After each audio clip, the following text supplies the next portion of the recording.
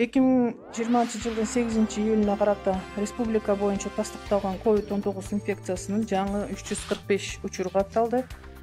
Алардын ичинен Бишкек шаарында 183 учур, Ош шаарында 22, Чүй облусунда 51, Ысык Көл облусунда 24, Ош облусунда 7, Нарын облусунда 14, Баткен облусунда 21 жана Жалал Абад облусунда 23 учур.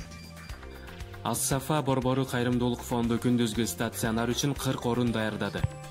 Ас-Сафа Борбору кайрымдуулук фонду Лейлик районунун Исфана шаарындагы Ак Чыйыр билим берүү борборунун базасында кооптуу илдет менен күрөшүүгө колдоо көргөзүү максатында күндүзгү стационарлар үчүн бардык шарты бар 40 орундуу жай даярдады. Аталган уюм бул жайда эмгектенген медициналык кызматкерлерди коргонуучу каражаттар, тамак аш менен да камсыздашат. Ошондой эле бейтаптар биринчи кезекте керектелүүчү медициналык каражаттар менен да камсыздалат. Эскерте кетсек, Баткен облусунда 23 адамдын анализинен бүгүн 8-июлга карата коронавирус оорусу тастыкталган 21 жаңы учур катталды.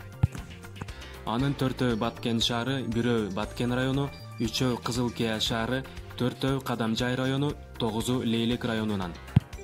Облус боюнча жалпы ооругандардын саны 193-кө жетти. Анын 49-у Баткен району, Баткен шаары, 55-и Кызыл Кия шаары, 48-и Кадамжай району, 38-и Лейлик району, 3-өө Сүлүктүү шаарынан.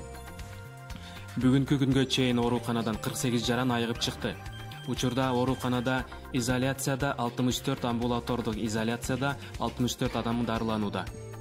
Ал эми 23 адамда пневмония оорусу аныкталып дарыланууда. Өкмөттүн Баткен облусундагы ыйгарым укуктуу өкүлүнүн басма сөз кызматы.